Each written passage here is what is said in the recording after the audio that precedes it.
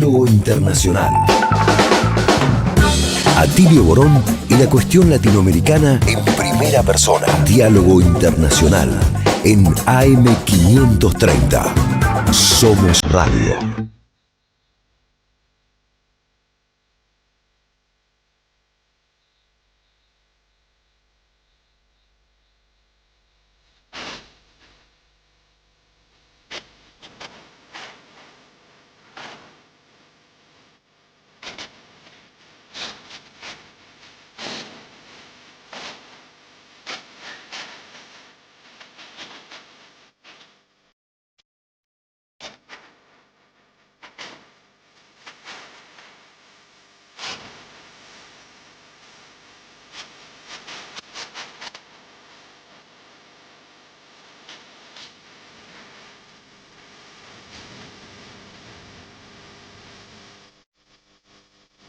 Hola, hola, ¿qué tal? Buenas tardes. Bienvenidos a todos a Diálogo Internacional, este programa de política internacional desde acá, desde Somos Radio AM530, la radio de las Madres de Plaza de Mayo. Y acá estoy con Atilio Borón, el, digamos, máximo representante del programa. ¿Cómo estás, Atilio? Por favor, sobriedad, doctora, sobriedad. Bueno, hola Telma, buenas tardes. Muy bien, acá entusiasmados con una nueva edición, programa número 156. Vamos bien avanzando.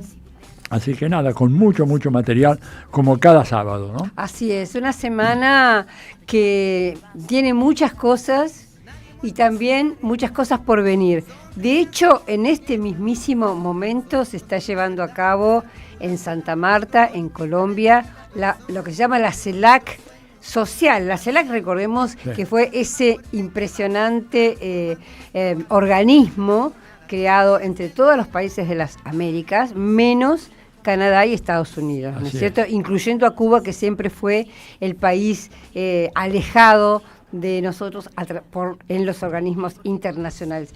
Y justamente nuestra compañera Paula Krashko se encuentra allá, así que la vamos a saludar, Atilio. Muy bien. ¿Qué tal, Paula? ¿Cómo estás ahí por las tierras colombianas, en Santa Marta, ¿no? Que dicen que tiene tren, pero no tiene tranvía. ¿Cómo es eso? Así es.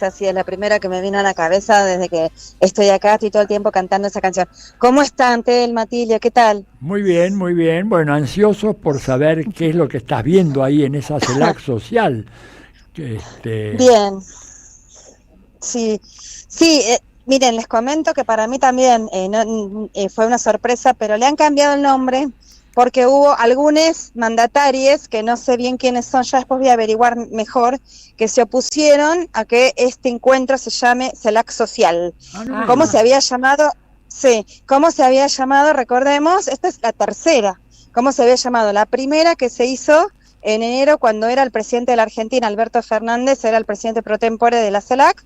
Sí. Se hizo en el mes de enero, después se hizo, esa fue un encuentro, bueno, no tuvo demasiado alto perfil, después se hizo por todos los altos el año pasado, cuando Xiomara Castro, de la presidenta de Honduras, fue la presidenta pro tempore de la CELAC, se hizo un encuentro por todo lo alto, impresionante, además coincidía con el aniversario del golpe de Estado contra Mel Zelaya en junio, bueno, justamente, y ahora acá, pero acá se le ha cambiado el nombre a Tercera Cumbre de los Pueblos de América Latina y el Caribe, por esta cuestión de que, bueno, suponemos algunos presidentes de derecha se han opuesto a que se le denomine CELAC social, porque no quieren, estoy adivinando, ¿no? Que es obvio, porque no quieren pegar el nombre institucional de la CELAC con, puedo decirlo en tono asqueroso. Sí, no, más que lo social, en tono de puedo decir en términos de mi ley, pensemos, los de mierda, ¿no? Al revés, no, el era en el mierda, perdón, me equivoqué. Paula, vos sabés que hay no algo... quieren pegarlo con la... Sí. Hay algo interesante en esto, o preocupante, porque en realidad la tercera cumbre de los pueblos es la cumbre que se realizó en Mar del Plata hace 20 años, te cuento. La primera cumbre de los pueblos fue en Quebec, en el año 2001, que justamente se caracterizó porque el único presidente que votó en contra de lo que iba a ser el ALCA fue el comandante Hugo Chávez. Eso fue en el 2001. Luego hubo otra cumbre de los pueblos. ¿Qué quiere decir cumbre de los pueblos? Son cumbres paralelas a la cumbre de los presidentes, por eso se llaman cumbre de los pueblos. La segunda y la tercera...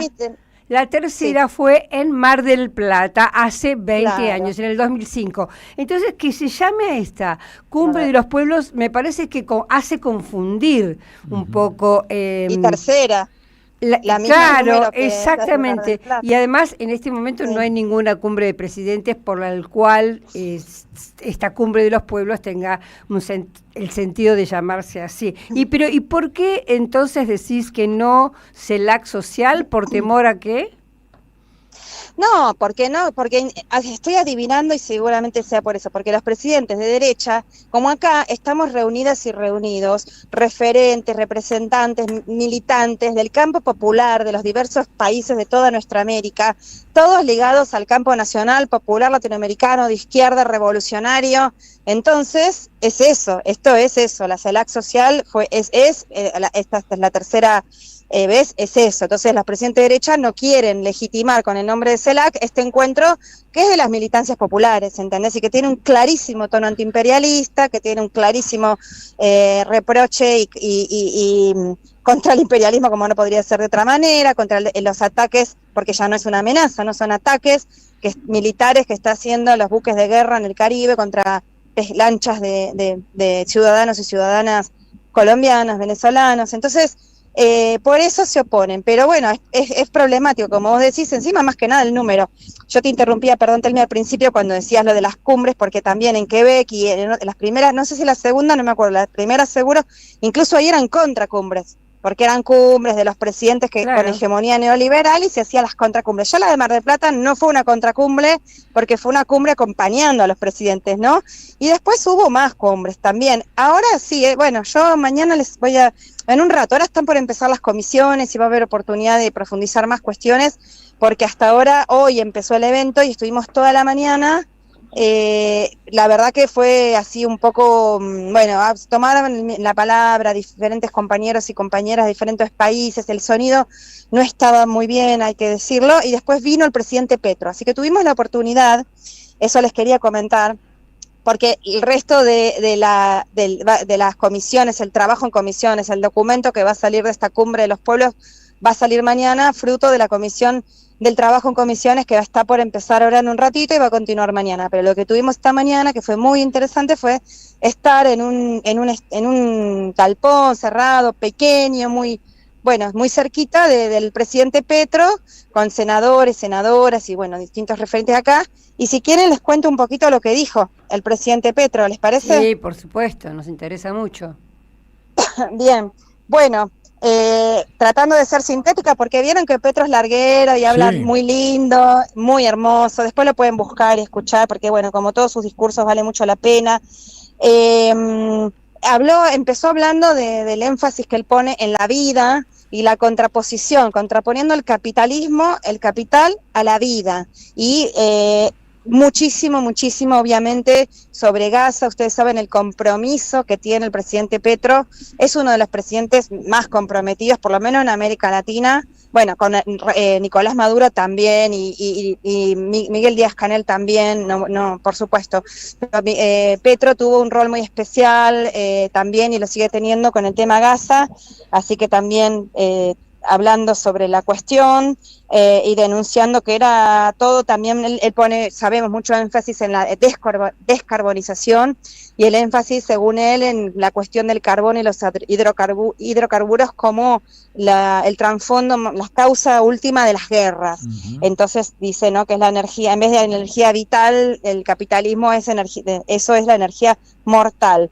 Después, por supuesto, se refirió al asesinato extrajudicial, sobre esto que decíamos, ¿no?, los pescadores o incluso lanchas de pequeños narcotraficantes. Imagínense, los que navegan las lanchas no son de ninguna manera los jefes narcotraficantes que viven en Miami, lo volvió a decir, los capos narcotraficantes viven en Miami, son amigos de Rubio y de Trump. Esto a lo sumo son personas que trabajan, porque también las economías los arrinconan en la vida hacia esas tareas tan criminales, pero tampoco tienen por qué ser ejecutadas a la pena de muerte sin juicio previo ni nada. En Colombia no existe la pena de muerte. Bueno, así que por supuesto se refirió a esa pena de muerte que se estaba aplicando extraterritorialmente. Luego también dijo que criticó muchísimo al secretario de Estado de Estados Unidos, Marco Rubio, y al presidente Trump, y que estaban queriendo sacar presidentes, lo dijo en plural, se nombró a sí mismo y más bien que estaba refiriéndose a Nicolás Maduro y todo lo que ya sabemos, que los tildaron tanto a Petro como a Maduro de jefes de carteles narcotraficantes, y están usando incluso narcoterrorismo, no los denominan, y usan esa excusa para estar haciendo el avance militar que están haciendo. Después, algo interesante que ya viene haciendo Petro hace un tiempito, y anunció que mañana lo va a hacer de manera más oficial. Y acá, Telma, lo que te digo es que también a la audiencia, es que esto no vienen los presidentes, tengo entendido, pero sí es una cumbre oficial mañana, porque mañana comienza la cumbre de la CELAC Unión Europea. Entonces sí, van a venir representantes oficiales de todos los países de América Latina y de todos los países de la Unión Europea. Eso comienza mañana y el lunes. Yeah. Entonces, claro, y dijo que mañana iba a anunciar oficialmente, que ya lo venía haciendo de manera parcelada, pero bueno, así como lo hizo Néstor Kirchner en la Argentina en 2004, va a pedir perdón en nombre del Estado por los crímenes cometidos, ¿no? Por el Estado, justamente en Colombia. Y dice que es una orden que le da la CID y que mañana lo va a hacer. Y en realidad, a diferencia de Kirchner, que además lo nuestro había sido la última dictadura cívico-militar, aquel terrorismo de Estado, ya se sabía mucho, había terminado hace muchos años, se habían juzgado, se estaban juzgando, en fin. Acá es diferente, porque acá los crímenes continúan, está muy imbricado y libre la clase política como Uribe, que comandó esa criminalidad, ese terrorismo de Estado. Entonces es todo mucho más complejo. Lo que hacen es pedir como perdones más sectorializados. Por ejemplo, mañana el perdón del Estado va a pedir en nombre del Estado por la matanza de los militantes de la Unión Patriótica, que fueron más de 6.200. O sea, por esa parte, ya había pedido perdón por otras matanzas en otras ocasiones. Bueno, después acusó a la alianza de la oligarquía y de la mafia, que son los que están, haciendo las que hicieron esas masacres, las masacres de las bananeras, mencionó varias masacres, y que continúan ahí y contra ellos luchan. Después volvió a hablar invitó a volver a hablar de la Gran Colombia, ¿no? Sabemos que la Gran Colombia estaba formada por lo que, cuando Bolívar luchaba era por la emancipación de la patria grande, era Colombia, Panamá, que formaba parte de Colombia, Ecuador y Venezuela. Entonces, volver a pensar y hablar de la Gran Colombia, incluso invitó a hacer comités en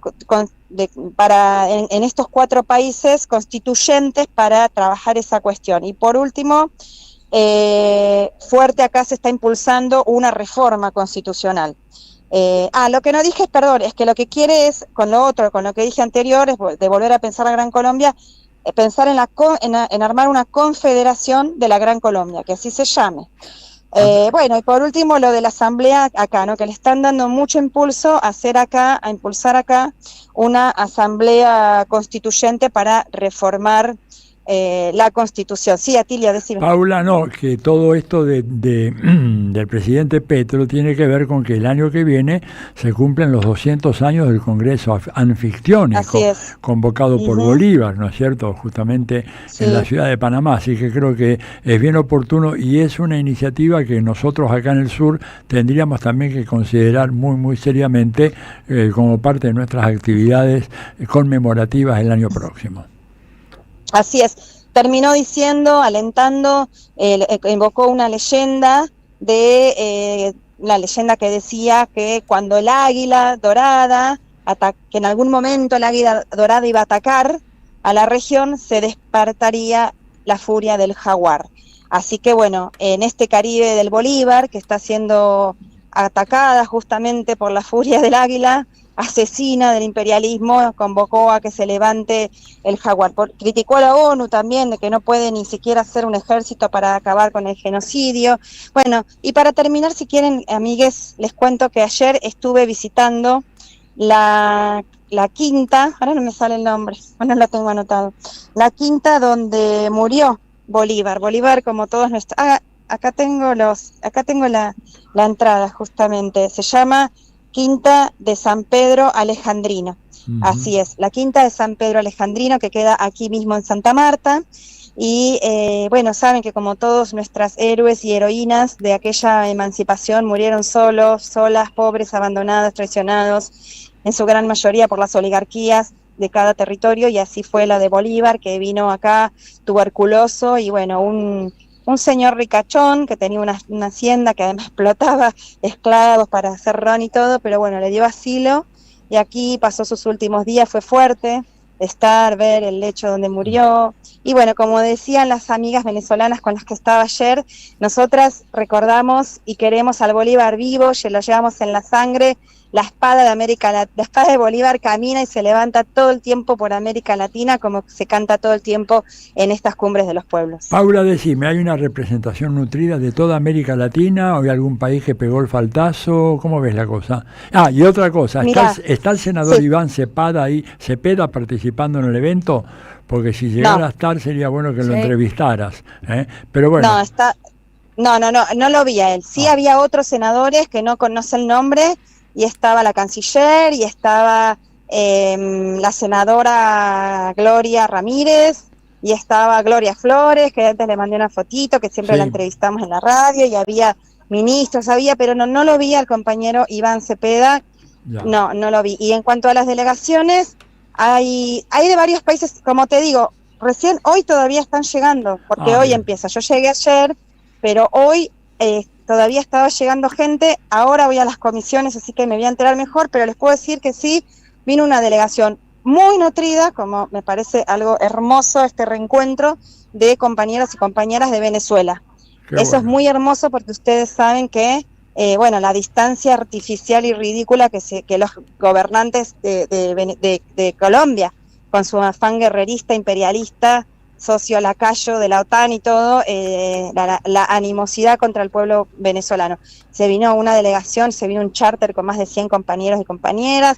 Después hay de un montón de países, de casi todos. Nos vamos encontrando, gente que nos conocemos de los distintos eventos. Sí, hay mucha gente de todos países, hay mucha gente también colombiana, y es muy hermoso estar acá.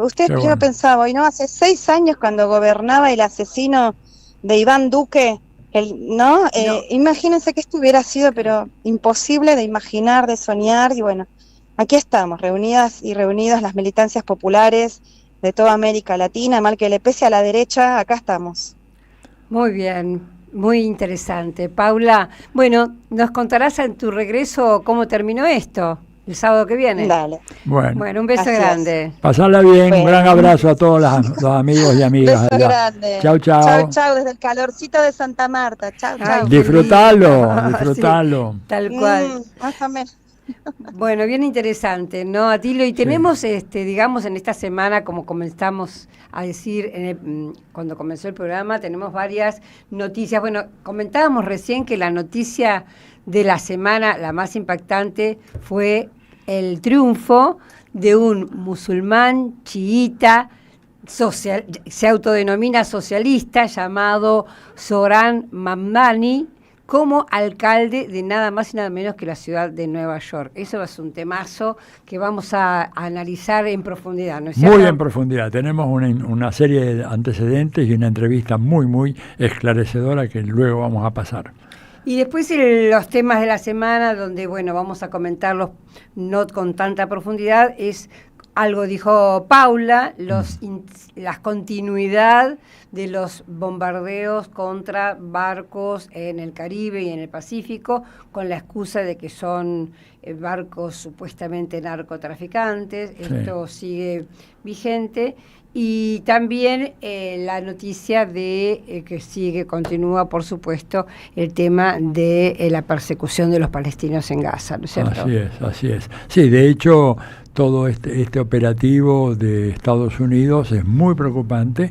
Primero han inventado una narrativa de los cárteles y ahora no solamente han resucitado algo que había sido utilizado hace como 20 años, se habló algo del cártel de los soles y después lo enterraron porque no tenía ninguna materialidad concreta, real, y reaparece ahora porque de esa manera se puede poco menos que hacer la guerra en contra de Venezuela sin que estés declarando una guerra, porque no es contra un Estado, sino contra un cártel. Así es. O sea, es un esquema realmente infame, mentiroso, etcétera. Y además ahora lo hicieron a Gustavo Petro, jefe de uno de los cárteles de Colombia. Todos son tentativas excusas exactamente, para poder una vez más hacer un golpe blando o hacer algún tipo de persecución. Se las buscan todas. Y sobre eso, hablando de que le hablábamos de la CELAC recién con Paula, tenemos también mucha información y muchos testimonios sobre algo también muy importante que pasó esta semana, ¿no es cierto? Sí, claro.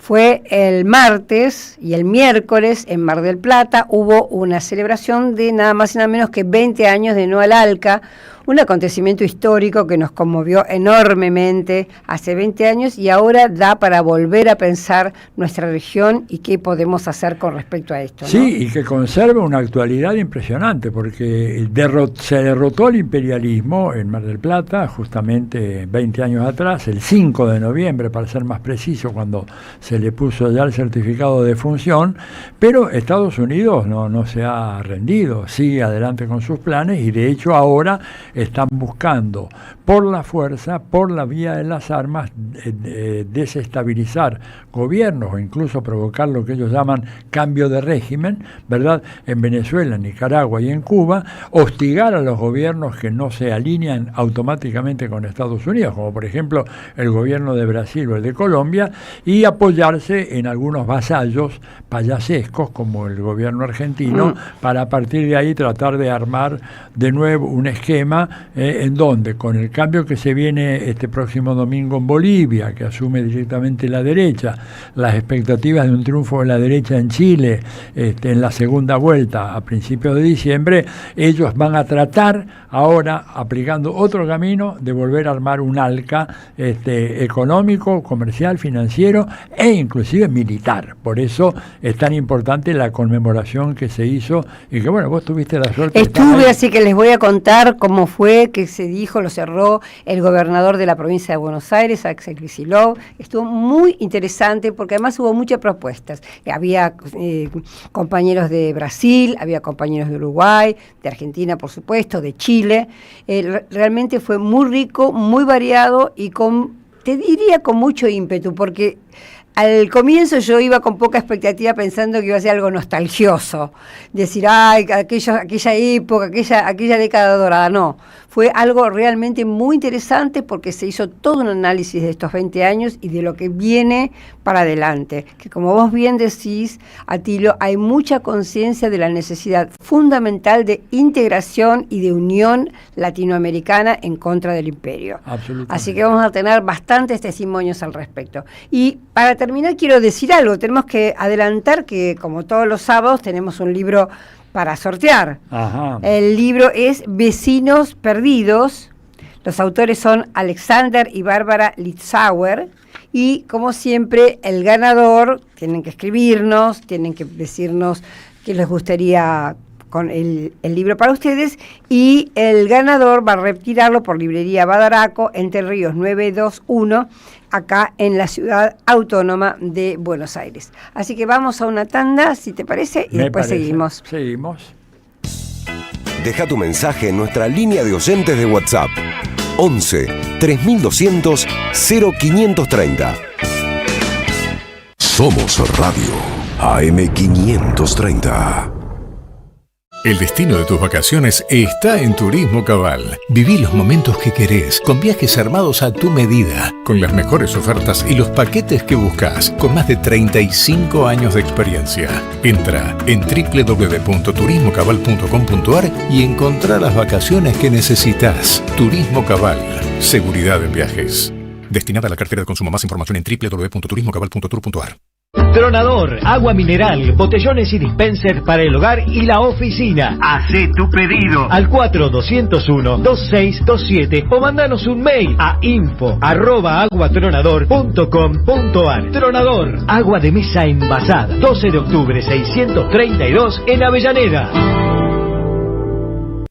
Mundo Agradable. En su nuevo horario, los domingos a las 17. Mundo Agradable. AM530. Construimos comunidad. Buscamos la verdad siempre. Alimentos cooperativos. Producción y comercialización de productos cooperativos y de agricultura familiar. Envíos a todo el país. Por pedido, envía tu mensaje al 11 34 31 2928. Seguinos en Instagram como @alimentos cooperativos. El sabor que te acompaña es Café Bantú. El aroma en la mañana de Café Bantú. Bantú. La patria no se vende, con Carlos Polimeni en La Plata. Un espectáculo de radio, historia, política, poesía y música en vivo, celebrando la militancia. Domingo 16 de noviembre a las 13, en Esquina América, 71 y 18, La Plata. Entradas en alternativateatral.com. Produce Don Narciso. Auspicia AM530. Las voces se multiplican. Nuestra comunidad se agranda. Impresionante lo que mejoró la radio. Espectacular, Togenetti, tu transmisión. De acá de Claromecó, el sudeste de la provincia de Buenos Aires, disfrutando de un hermoso día. Gracias a la comunidad 530, renovamos nuestra planta transmisora. Más potencia, más llegada. AM530 Somos Radio. A todo el país. Diálogo Internacional. Hasta las 20 en AM530. Somos Radio.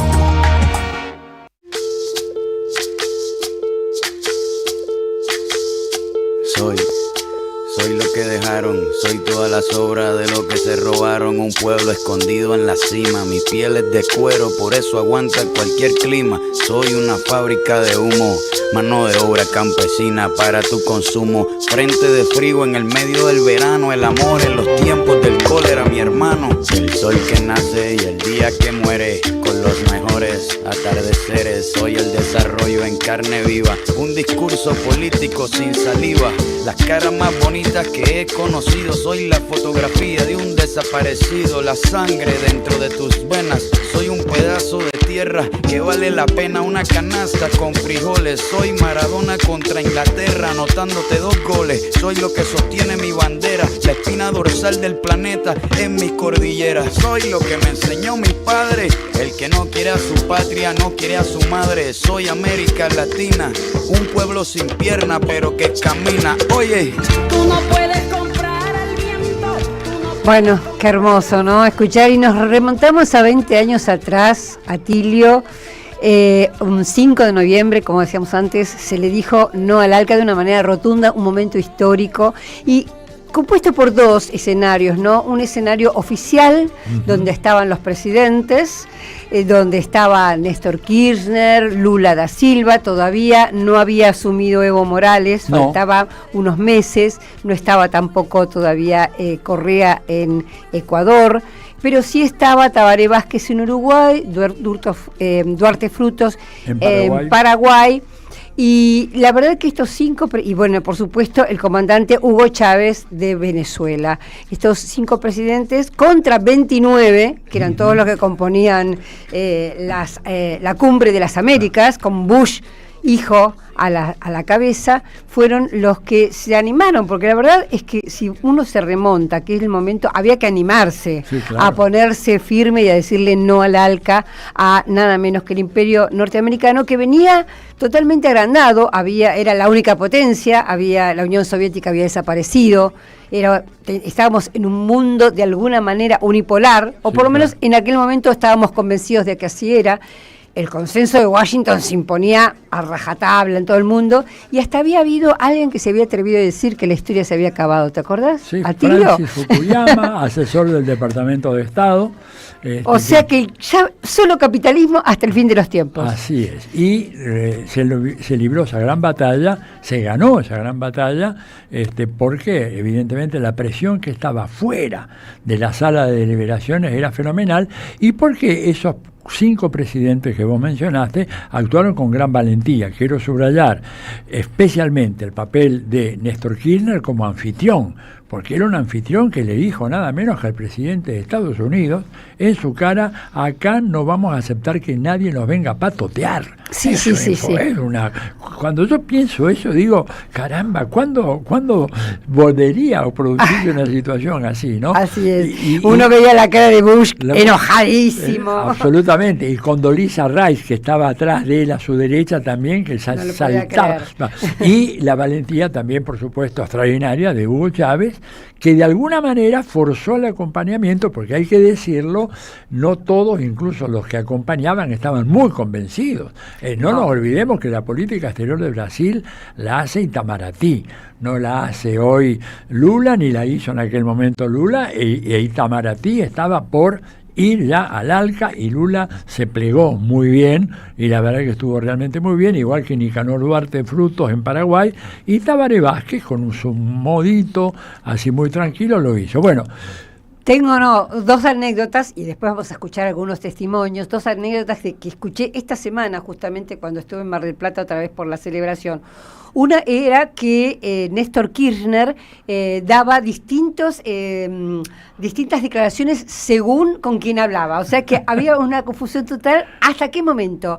Hasta que se enteró y comprobó que George Bush ya estaba arriba del avión presidencial viniendo para Mar del Plata. Es decir, él no quería decir el plan de no a la ALCA, que no se supiera, hasta no estar seguro que George Bush iba a arribar a Mar del Plata. Claro. Esa es una. Y la otra, que es muy interesante, y es que en la reunión anterior de la Cumbre de las Américas había estado Fernando de la Rúa. Claro. Y Fernando de la Rúa, sabiendo que había unas contracumbres y muchas multitudes que estaban enojadas con este tema, había decidido que la reunión fuera en Bariloche.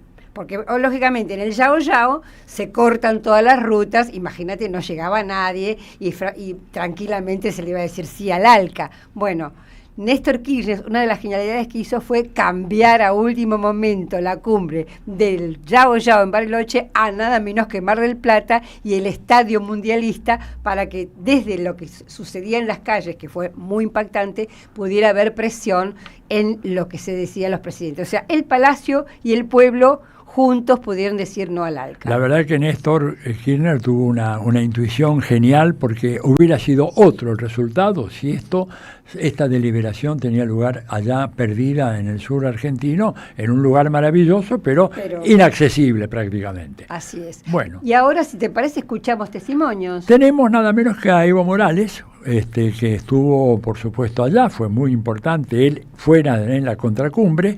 Evo, digamos, en una pequeña intervención que le hemos pedido para este programa y para un programa de nuestra institución amiga, el Centro Cultural de la Cooperación, para el canal Florial Web TV, ¿no es cierto? El programa se llama No Te Creas, y Evo nos mandó este mensaje que ahora tenemos mucho gusto en compartir con ustedes. Adelante. Hermanas y hermanos, enviamos un saludo revolucionario y fraterno a todas y a todos los que hoy celebramos 20 años del histórico no al ALCA.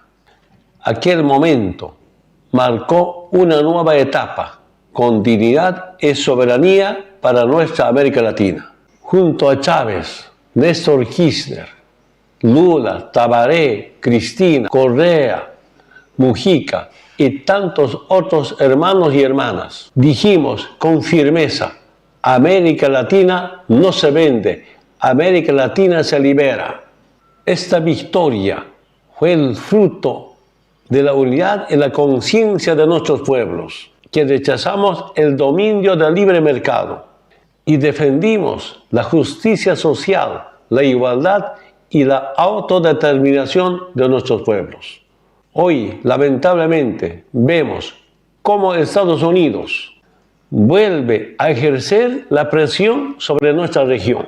Gobiernos entreguistas vuelven a endeudar a sus pueblos, aplicando políticas de ajuste y de dependencia, que solo traen dolor a las grandes mayorías. Y cuando no logran someter con dinero de chantaje, utilizan la persecución judicial como una nueva forma de intervención imperial para quebrar moralmente a nuestros líderes. Muestra de eso es la injusta prisión domiciliaria contra nuestra hermana Cristina Fernández, a quien le enviamos nuestra solidaridad y firmeza. Hermanas y hermanos, no nos rendimos, seguimos resistiendo y reorganizándonos, inspirados en la valentía del pueblo colombiano con hermano Petro, en la firmeza de Venezuela a la cabeza del hermano Nicolás Maduro, en la coherencia de Cuba con Díaz-Canel y en el liderazgo de Lula, Brasil, Xiomara de Honduras, Claudia de México y Daniel Ortega en Nicaragua. El no al ALCA no solo fue una consigna, fue el inicio de una historia de rebeldía, valentía y de esperanza. Hoy, más que nunca, reafirmamos nuestro compromiso con una América Latina libre, unida y soberana, sin imperialismo, sin colonialismo, con dignidad. Que viva la patria grande.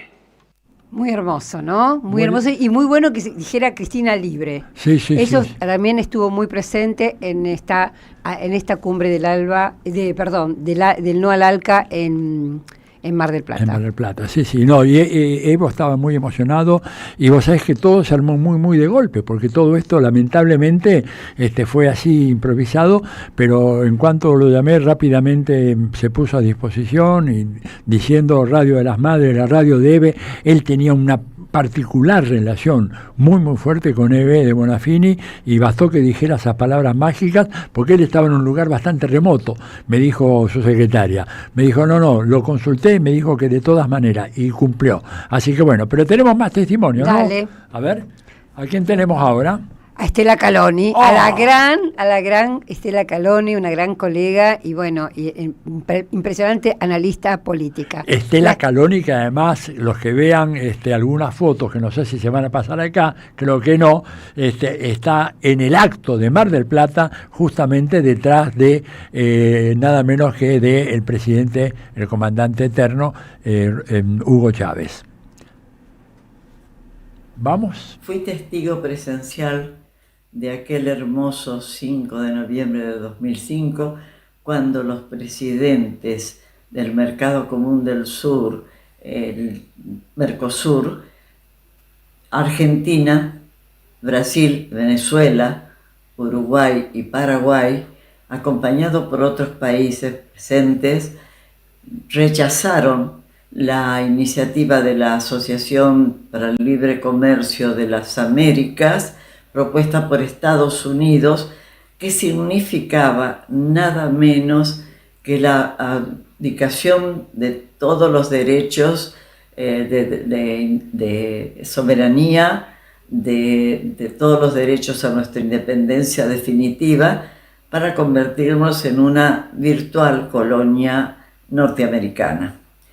Este hecho histórico además tuvo otro momento muy importante, que fue que ante la presencia del presidente George W. Bush de Estados Unidos, por supuesto, su par argentino, el presidente Néstor Kirchner, dijo un discurso, fue un protagonista también histórico en ese discurso, donde planteó todas todas las sumisiones a que estaría dedicada a América Latina si firmaba el ALCA en esos momentos claves. Esto resonó en el mundo entero también, porque fue un discurso para la historia de América Latina que no debemos olvidar nunca. Otro hecho histórico, que mientras transcurría la reunión alrededor del Mar del Plata, en el mar, estaban barcos de Estados Unidos, de la flota de Estados Unidos, y también toda la ciudad estaba literalmente tomada por agentes en un operativo de seguridad inédito en la historia de las cumbres. Y a pesar de eso, el pueblo argentino convocado para la cumbre de los pueblos precisamente, se expresó con miles y miles de manifestantes que se tomaron las calles de la ciudad balnearia y además concurrieron en esa multitud al estadio mayor que existe en Mar del Plata, al estadio de fútbol mayor que existe en Mar del Plata, y donde por primera vez en ese país hubo tanta cantidad de gentes, una multitud que esperó la llegada del presidente Hugo Chávez de Frías cuando anunció, diríamos, el humo blanco de la cumbre de Mar del Plata, cuando anunció un rotundo e impactante no al ALCA, ALCA al carajo, una frase que recorrió el mundo entero, como también el discurso de Néstor Kirchner. Esta frase marcó la historia de América Latina. ¿Y por qué en este momento es tan importante recordar ese día, ese 5 de noviembre del 2005? Porque estamos bajo una guerra no declarada, contrainsurgente de Estados Unidos, es decir, una guerra por otros medios, aplicada en todo el continente, en momentos en que la flota de Estados Unidos está en el Pacífico y en el Atlántico, en el Caribe, en el Pacífico y en el Atlántico del sur de América Latina, porque también tenemos barcos importantes en las bases de Mar del Plata, donde también se encuentra la base militar de la OTAN en las Malvinas, de base británica en las Malvinas, y también otras que están ya adjudicadas, y en el sur de Chile, otra base también supuestamente para preparación de tropas que vayan en respaldo humanitario a cualquier país de América Latina. Hay barcos en el Pacífico y en el Atlántico, y esta es una realidad que debemos entender en este momento. Es decir, aquel fue un grito liberador de nuestra región, y este es un momento en que tenemos que entender que lo que está pasando no le pasa a un país solo, no le pasa al Caribe, es a toda América Latina que quieren la subordinación definitiva de este continente en una recolonización que no podemos permitir en el siglo XXI. Recordar el 5 de noviembre del 2005 es recuperar la memoria histórica y la dignidad. Muy bien. Bueno, escuchábamos a Estela Caloni.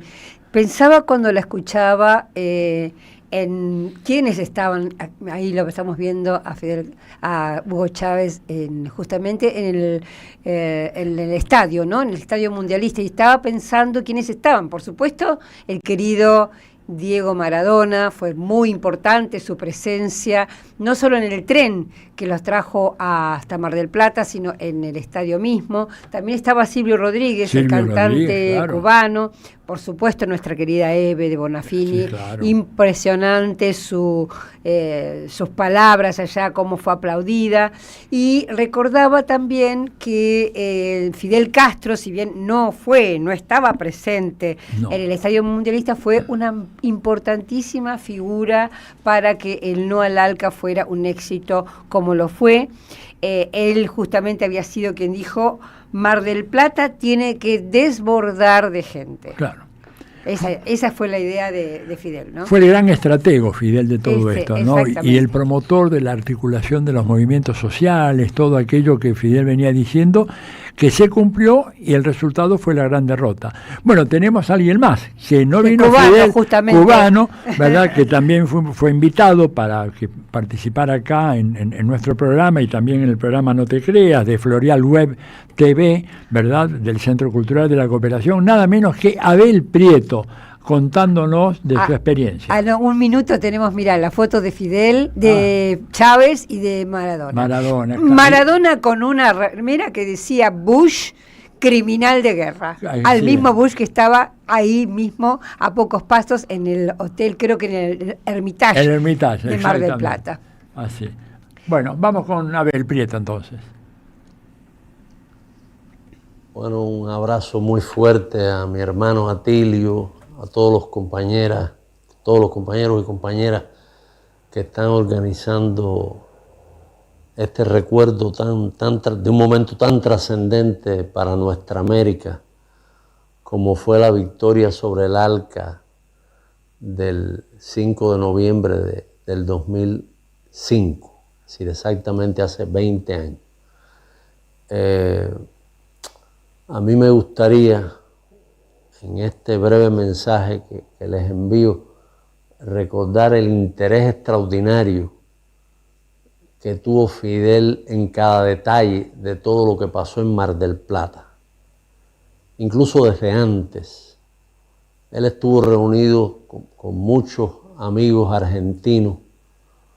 Se reunió con Miguel Bonazo, una visita que hizo a La Habana, se reunió con Delía, el líder sindical, se reunió con Maradona, le dio a Maradona una entrevista previo a Mar del Plata y le pidió a Maradona que estuviera en Mar del Plata.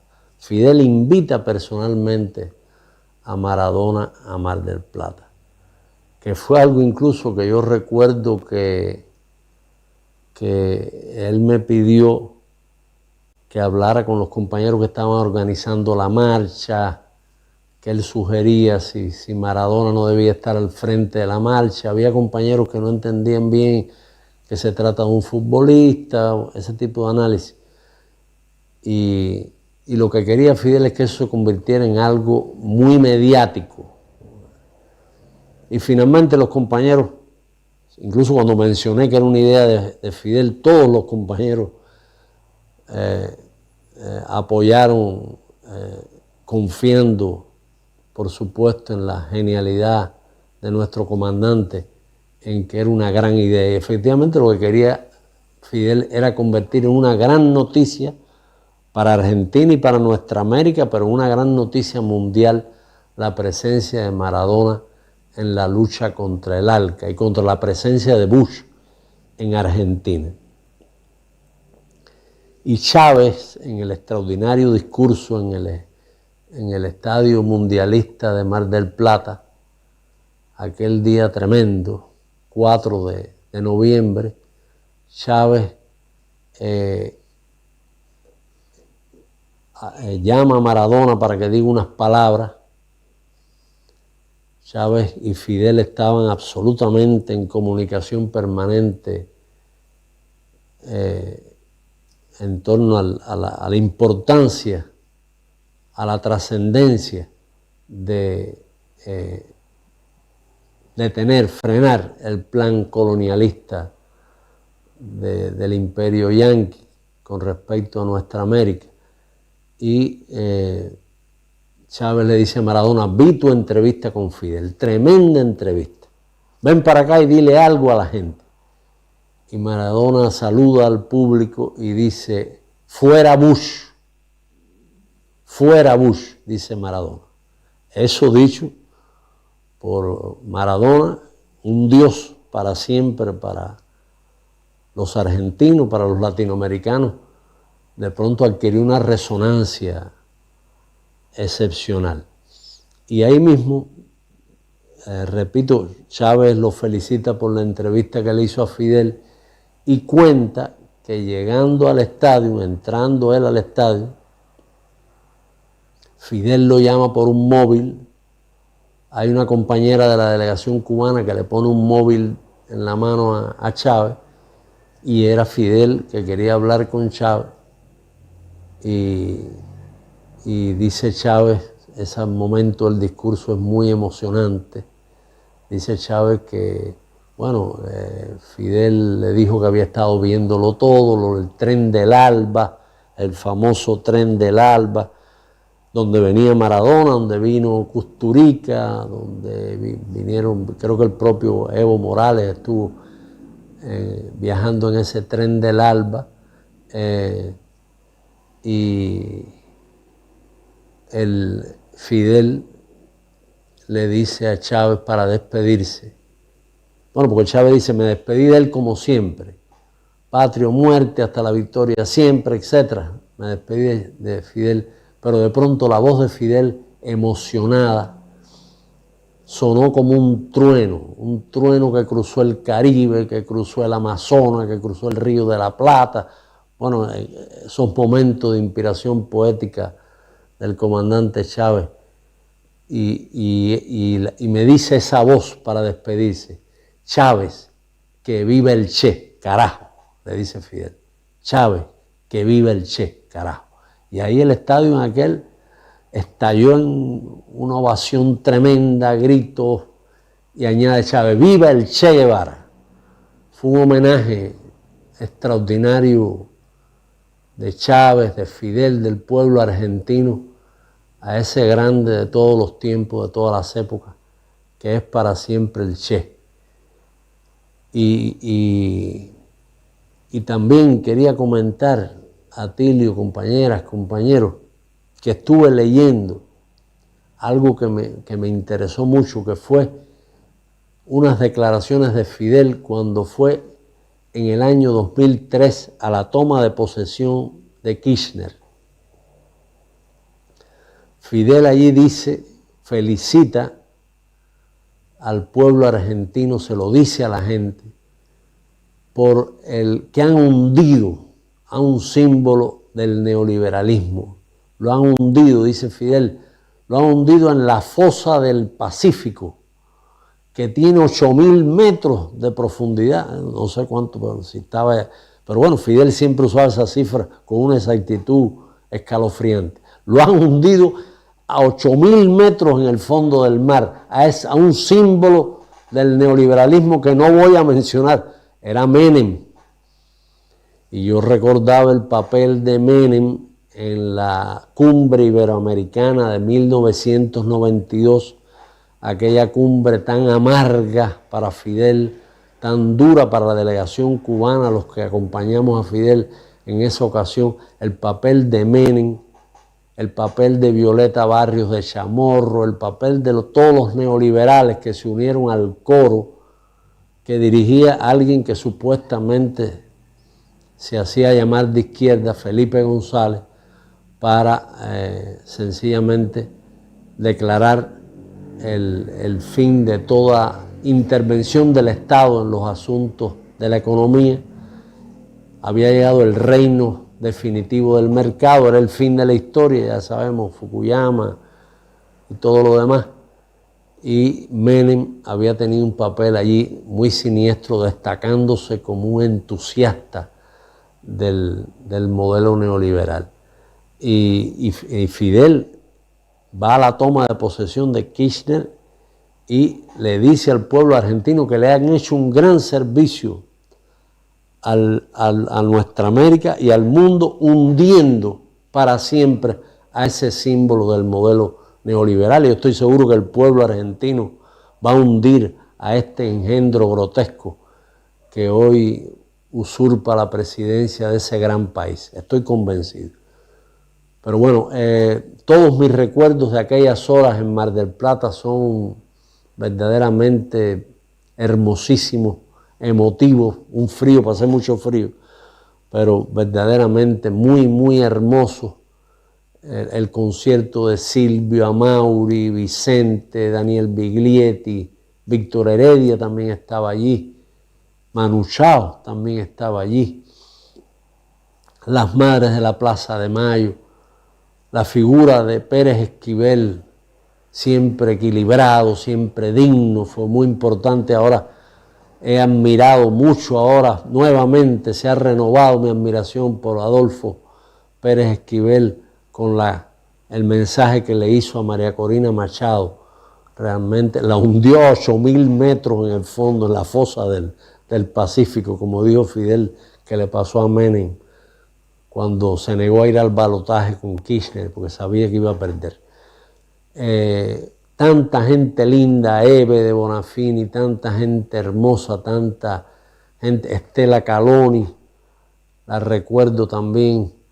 Fue un momento verdaderamente mágico, donde un nuevo continente se irrumpía.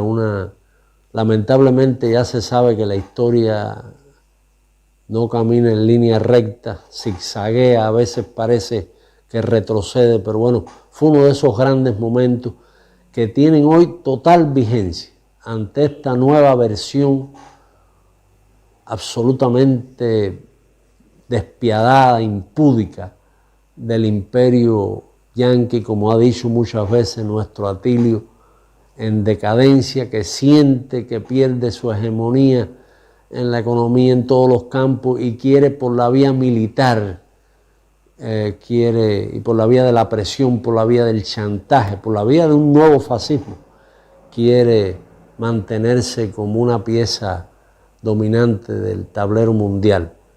Yo creo que recordar es esencial, es una batalla por la memoria, tenemos que dar esa batalla todos los días. Estremece la amnesia inducida de la industria hegemónica del entretenimiento, de las redes digitales. Es tremendo ver cómo las personas se olvidan de todo.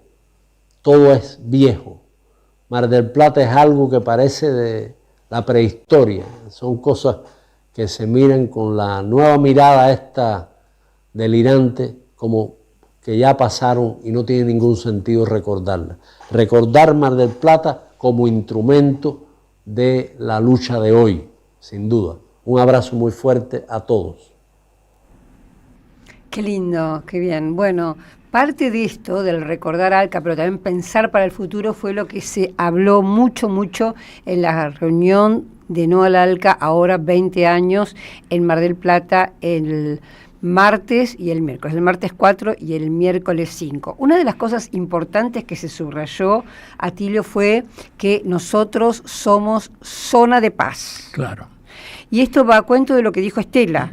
El Alca ahora se viene también militarizada, tenemos intentos con barcos que nos amenazan en el Pacífico, con barcos que nos amenazan en el Atlántico, ni hablar de la base de la OTAN en Tierra del Fuego, en las Islas Malvinas, y la de Tierra del Fuego que está nuestro presidente lamentablemente está autorizando para los Estados Unidos. Entonces, recalcar que esto es una zona de paz y unirnos todos en ese punto común, porque una de las cosas que se habló era de la unidad en la diversidad. Si vamos a esperar a que todos los presidentes que tenemos en las Américas tengamos la misma ideología, la misma tendencia, etcétera, no va a pasar. No. Entonces, buscar 1, 2 o 3 temas, puntos fundamentales por los cuales estamos de acuerdo, y sobre esos tenemos que buscar la unidad y la integración. Uno de los temas que se habló fue justamente eso, la reconstrucción de una organización, sobre todo en el plano de lo sindical, que incluye una cosa interesante. Se propuso incluir también a los canadienses y a los norteamericanos. ¿Por qué? Porque los movimientos sociales en esos dos países son muy importantes. En este momento están muy activos, son muy insurrectos y tienen justamente propuestas muy interesantes. Lo vemos con justamente el alcalde que se han elegido en este momento. Entonces, ¿por qué no organizar también a los movimientos sociales de esos dos países, ¿no? De todas las Américas? Vos sabés que es muy correcto eso. Yo me haces acordar una frase de Fidel que nos impresionó mucho hace, de los años 60, no, perdón, el 71, cuando él estuvo en Chile, y yo tenía la suerte de estar allá como estudiante, Fidel en uno de sus discursos dijo, bueno, está muy bien la lucha contra el imperialismo norteamericano, pero recuerden que no todo el pueblo norteamericano es imperialista, ahí también hay lucha de clase, hay clase dominante, y entonces a nivel popular, claro que hay organizaciones súper interesantes. En la entrevista que vamos a tener un rato se va a notar muy bien eso, ¿no? No, y después les quería leer unas palabras que dijo Néstor Kirchner en esa cumbre de hace 20 años, porque tienen una actualidad impactante. Néstor dice, nuestro continente en general y nuestro país, Argentina en particular, es prueba trágica del fracaso de la teoría del derrame. Uh-huh. Las consecuencias nefastas de la política de ajuste estructural, de endeudamiento externo, tuvieron para el pleno ejercicio de los derechos humanos y en especial de los derechos económicos, sociales y culturales, y viven y recorren trágicamente el mapa de inestabilidad latinoamericana. Es absolutamente actual. Es de hoy esto es para hoy. Esto es para hoy, lo dijo Néstor hace 20 años, ¿no es cierto? Entonces, eso me parece que es uno de los puntos importantes. Y como les comentaba, además de realmente hubo ponencias muy interesantes, Mónica Valente del Partido de los Trabajadores de Brasil, Rafael Freire, que es de la CUT, ¿no? Del Comité de Sindicatos de todas las Américas, muy interesante, unas ponencias realmente muy, muy interesantes, pero este evento lo cerró el gobernador de la provincia de Buenos Aires, Axel Kicillof. Si te parece, escuchamos, yo pude extraer 2 momentos solamente, pero es muy, muy interesante lo que plantea. Vamos, sin duda. Su propia historia. No fue simplemente un grupo de presidentes, lo fue por supuesto, pero no fue solamente un grupo de presidentes. Y eso me parece fundamental. A veces cuando se logran determinadas victorias y cuando se avanza sobre el adversario, el enemigo, se lo tiende a señalar a quien tiene la voz cantante y el micrófono. Pero no hubiera ocurrido aquí la Cumbre de los Pueblos, no hubiera ocurrido el No al ALCA si no era en representación y como resultado de luchas que se estaban llevando adelante en Latinoamérica hacía muchísimo tiempo. Quien derrotó al ALCA fue el pueblo latinoamericano. Que son ajenos a los nuestros. Yo creo que el ALCA lo que demostró es que Argentina y los países latinoamericanos no son patio de nadie y menos todavía el trasero de nadie. Bueno, creo que queda claro, ¿no? ¿Sí? Lo que quiso decir. ¿Qué? Hizo un recuento muy interesante, un paralelo, como el que yo le di a Néstor Kirchner, pero un paralelo de lo que se buscaba en ese momento y cómo hoy se está buscando lo mismo con medios bien diferentes. Los contextos han cambiado mucho porque en aquel momento había caído la Unión Soviética y parecía que solo había un solo camino, el camino del capitalismo. Uh-huh. Hoy el contexto es muy diferente, él lo recalcó mucho, con la potencia emergente de China, con los BRICS, es decir, estamos en un mundo en transformación y un proceso de transición, eso se ha quedado recalcado, entonces más que nunca, aunque nos da miedo y parece que es muy difícil oponernos a la potencia norteamericana, eso es posible como fue hace 20 años. Es posible absolutamente y digo, yo creo que lo importante, el gran mérito de esa batalla en contra del ALCA, que terminó derrotándolo, fue, digamos, la movilización de la fuerza plebeya, ¿no es cierto? O sea, la articulación internacional, y ahí los 3 foros sociales mundiales de Porto Alegre, que tuvieron un papel muy importante porque los movimientos empezaron a conocer sus dirigentes, sus militantes, y por lo tanto la campaña internacional de No al ALCA fue algo impresionante. Y necesitamos ahora poner en marcha una nueva campaña, porque como vos decís muy bien, el imperialismo no ceja ni un minuto en su pretensión. Es más, en la medida en que se siente amenazado, y muy amenazado, sobre todo por China, lo que quieren es apoderarse de los recursos naturales de toda esta región que, como decía un venezolano ilustre, Ali Rodríguez, que fue el secretario, ¿no es cierto?, de la UNASUR, dijo, América Latina y el Caribe, siendo un emporio de recursos naturales, atraen el apetito del imperialismo de una manera descontrolada, y si no nos organizamos organizamos, directamente esa gente nos anexa y nos convierte en protectorados. Por eso fue interesante esta cumbre, porque más que una cosa nostálgica o de recuerdo, hubo como un gran espíritu de unión y de organizar. Todavía, digamos, se habló de varias alternativas. Esto va a ser de acá en adelante. De hecho, se habló de acá 5 años, después de acá 10. Perfecto. Pero ya hay una organización en marcha y reuniones posibles en marcha. Así que, muy bien. Buenas noticias. Muy buenas. Vamos a una tanda. Vamos a la tanda. En AM530 pasan muchas cosas. Y todo lo que pasa está en la red. Somos Radio AM530 en Instagram. Entérate de lo que pasa. AM530. Somos redes. Somos radio. Deja tu mensaje en nuestra línea de oyentes de WhatsApp. 11 3200 0530.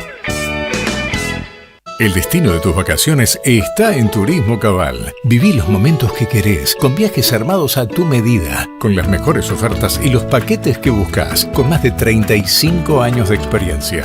Entra en www.turismocabal.com.ar y encontrá las vacaciones que necesitas. Turismo Cabal. Seguridad en viajes. Destinada a la cartera de consumo. Más información en www.turismocabal.tour.ar. Los domingos a las 16, Marcos Príncipe y Fernando Mayorga hacen Ya es tarde. AM530. Construimos comunidad. Buscamos la verdad siempre. Yerba mate La Buena. Conserva el aroma y sus propiedades de origen. Libre de gluten, buena calidad y buen precio. Toma mate y seguí escuchando la 530 con Yerba Mate La Buena. Tu compañía de vida y buenos momentos. Tronador, agua mineral, botellones y dispensers para el hogar y la oficina. Hacé tu pedido al 4201-2627 o mandanos un mail a info@aguatronador.com.ar. Tronador, agua de mesa envasada. 12 de octubre 632 en Avellaneda. En Lanús trabajamos por una ciudad más segura. Inauguramos la primera base de operaciones de la Fuerza Barrial de Aproximación de la Policía Bonaerense e incorporamos 20 móviles y 240 efectivos policiales. Sumamos 75 nuevos vehículos y 200 agentes de seguridad ciudadana a través del programa Lanús Te Cuida. Además, continuamos con el programa de formación y capacitación permanente para nuestros agentes locales. La ciudad que nos merecemos es una Lanús segura. Lanús Gobierno. ¡Wow! ¿Cómo dices cuenta DNI? ¡Wow! ¿Que ahora tienes plazo fijo? ¡Wow! ¿Y que tienes una tasa especial? ¡Wow! Y eso hace que tu dinero crezca. ¡Wow! Y crezca. ¡Wow! Y crezca. ¡Wow! Pará, ese último wow no entendí. ¡Wow! ¡Ah! ¡Que crece! Cuenta DNI. Tu plazo fijo de Banco Provincia es realmente wow. ¡Wow! Conoce más en bancoprovincia.com.ar. Un mate abriendo la noche de los domingos, con la siembra de los que no están. Palabras que alzan la memoria y ponen luz sobre los ojos del porvenir. Mate amargo, con Omar López. Los domingos a las 23 por AM530. Construimos comunidad. Buscamos la verdad siempre. Después del abuso sexual, relatos de tratamientos psicoanalíticos, un libro de Andrea Agazarian que visibiliza esta problemática que es un verdadero crimen contra las infancias y adolescencias. Conseguilo en librerías y en edicionessicus.com.ar. Te esperamos en nuestra librería Café de Adolfo Alsina 685, Capital Federal. Ediciones Sicus. Libros para una cultura de la integración. Te esperamos en el Centro Cultural de la Cooperación Floreal Gorini para disfrutar de teatro, danza, música, espectáculos para las infancias, conferencias y presentaciones. Podés compartir un rico café o leer un buen libro en la calidez de nuestra planta baja. Recorre nuestra agenda en www.centrocultural.coop y seguinos en las redes sociales. Comprando las entradas con tarjeta Cabal Crédito o Débito accedes a un 50% de descuento. Centro Cultural de la Cooperación Floreal Gorini. Avenida Corrientes 1543, Ciudad de Buenos Aires. Una experiencia cultural y cooperativa.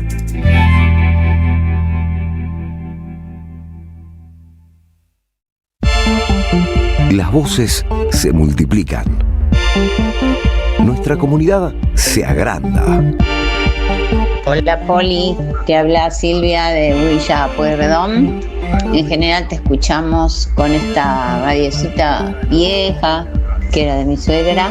Aún cuando nos estamos bañando la ponemos fuerte para seguirla escuchando. Cuando vamos en auto, siempre con ustedes. Gracias a la comunidad 530, renovamos nuestra planta transmisora. Más potencia, más llegada. AM530 Somos Radio. A todo el país. AM530 Somos Radio. Buscamos la verdad siempre. Diálogo Internacional. Atilio Borón y la cuestión latinoamericana en primera persona. Bueno, y como sabemos, este programa no sería posible sin la colaboración inmensa de la operación técnica, en este caso con Cristina Galeano, nuestro querido productor ejecutivo, Leandro Deza, maravilloso, la operación de streaming, Santiago Martínez, la producción artística, Lalo Recanatini, Noelia Giorgi de la Universidad Nacional de Avellaneda y Rodolfo Amaui también. Estamos acá en la AM530, Somos Radio, en la FM 90.7, Radio UNDAV, de la Universidad de Avellaneda, y varias emisoras hermanas de Latinoamérica, del país y de Latinoamérica. Sí, y bueno, te debo, sí, la verdad que la radio se escucha cada vez más en América Latina, te digo, muchas que no están acá mencionadas, pero que me dicen a mí que levantan o todo el programa una parte. Pero me llegó una noticia, un mensaje muy preocupante de algunos oyentes que dicen, Telma se ha puesto un pullover violeta, dice. ¿Esto qué es lo que significa? A ver, bueno, por favor, aclaremos eso. Sí, claro que sí. Inmediatamente tengo una anécdota también relacionada a la cumbre de estos 20 años del ALCA, que fue ahora en Mar del Plata, porque también estuvo la ministra de la Mujer de la provincia de Buenos Aires, Estela Díaz. Y Estela Díaz le dijo muy claramente al presidente de la Nación, porque el violeta es un color de las feministas, como sabemos. Claro. Entonces, Estela maravillosamente le dijo al presidente, no le vamos a regalar ni el color violeta, ni la palabra carajo. Esas son del pueblo. Así que este color es del pueblo y de las feministas. Está muy bien. Está muy bien. También aprovecho para decir una cosita más de esa cumbre muy maravillosa que tuvimos estos días, que hubo una hermosa mesa sobre el tema de Haití, contando cómo está la situación en ese país, que es realmente muy preocupante. Estuvo Chalmers como expositor, y después también otra mesa muy interesante sobre Palestina. Y ahí, además de un expositor muy interesante, estuvo al que llaman Cascote, no me acuerdo ahora el nombre y apellido, que fue uno de los comandantes de la flota que intentó llegar a Gaza. Y contó su experiencia realmente muy interesante. Todo esto el otro día en Mar del Plata. Claro. Exactamente, Cascote y Bartola, gracias. Leandro. Bueno, y son temas que vamos a tocar en los próximos programas, porque continúa el genocidio, continúa la guerra, Israel no ha dejado de disparar y de bombardear, y realmente tenemos que, la próxima semana vamos a ver si tenemos algún informe muy especial sobre esa situación. ¿Qué más tenemos? Mira, tenemos ganador, porque le quiero comentar también a los oyentes que ahora vamos a dar una entrevista que ya la estuvimos anunciando varias veces, súper interesante, que nos esclarece mucho el tema del triunfo de un socialista en Nueva York, como alcalde de Nueva York. Va a asumir el 1 de enero. Pero antes, como está grabada esa entrevista, la vamos a pasar y no nos vamos a poder despedir a las 20 horas, sino nos vamos a despedir un poquito antes. Y quiero decir entonces quién es el ganador del libro que sorteamos hoy. Es el libro Vecinos Perdidos, de Alexander y Bárbara Litzauer, y que Víctor de Hurlingham, con el DNI 510, termina en 510, tiene que pasar a retirar por la librería Badaraco, Entre Ríos 921. Así que ahí van los aplausos para Víctor de Hurlingham. Bueno. Y también charlar un poquito antes, si te parece, de escuchar la entrevista, charlemos un poquito de el acontecimiento este. Sí. Sí. No, que es un acontecimiento absolutamente excepcional, un personaje que derrotó en las internas del Partido Demócrata, este joven pertenece a ese partido, derrotó al que era el candidato oficial de los demócratas, había sido gobernador del estado de Nueva York, 2 o 3 turnos, alcalde de Nueva York, estoy hablando de Andrew Cuomo, ¿verdad? Una familia histórica, una dinastía que ha estado gobernando el estado de Nueva York y la ciudad durante décadas, y fue derrotado ampliamente en las internas. O sea, un hombre, te voy a agregar otra cosa, un hombre repudiable porque acoso sexual y violaciones de mujeres tiene en su haber. Pero, así que un asqueroso realmente Andrew Cuomo, ¿no? Y además un hombre muy vinculado a la mafia neoyorquina, digamos, eso también hay que decirlo. Bueno, fue derrotado por este muchacho, 34 años tiene apenas. Nació en Uganda. Nació en Uganda, con lo cual no puede ser presidente de los Estados Unidos, porque mucha gente dijo, tenemos el próximo presidente. No, salvo que haya una reforma constitucional. Habrá que ver, porque el sistema... Pero él se hizo ciudadano. Sí, pero tiene que ser por nacimiento. Aparentemente esa es la traba que hay. Pero bueno, falta mucho todavía. Las elecciones serían en el 28, ¿verdad? Salvo que hubiera alguna contingencia absolutamente inesperada, que con Trump nunca se puede descartar, ¿verdad? Bueno, Mandani es un chico, la madre es de la India y es una documentalista muy bien formada, que ha producido algunos largometrajes documentales realmente de primer nivel. El papá es ugandés y es un especialista académico, ¿no? Académico. Él se graduó en Harvard y es profesor en la Universidad de Columbia sobre justamente el sistema político africano, y ha escrito un libro que parece ser el texto fundamental sobre el tema, que es el Islam africano, ¿verdad? Hay que tener en cuenta, muy importante, que el Islam es una religión en donde lo más importante no está en África, está en Asia. A ver, el gran país islámico es Indonesia, ¿verdad?, que tiene el mayor número. Sí. A veces hay una confusión entre el árabe y el islam. No, los árabes son una parte pequeña del islam, el 20%. Bueno, este hombre es un especialista. Claro, porque los persas también son musulmanes, claro, los turcos también son musulmanes. Claro, y no son árabes. Exactamente. Bueno, él es el papá de Soran, y Soran hizo una campaña corriendo contra la corriente sin los fondos suficientes. Cuomo tenía dinero que le salía por las orejas, el apoyo total del presidente de Estados Unidos, que inclusive le dio orden al candidato republicano que ni se preocupara por hacer campaña, que su candidato era Cuomo, ¿verdad? Y los derrotó a ambos, ¿no es cierto? Con una campaña en donde él, además, es un chico, un hombre joven, ¿verdad? Es no solamente musulmán. Era rapero. Era rapero como y es un tipo muy simpático. Sí, es muy carismático. Es muy carismático. Yo escribí una notita que salió en página, la pueden ver por ahí, y una de las cosas que digo, por favor, asegúrese de tener un buen círculo de seguridad, porque no me sorprendería que la derecha norteamericana recurra a lo de siempre, que es algún killer, algún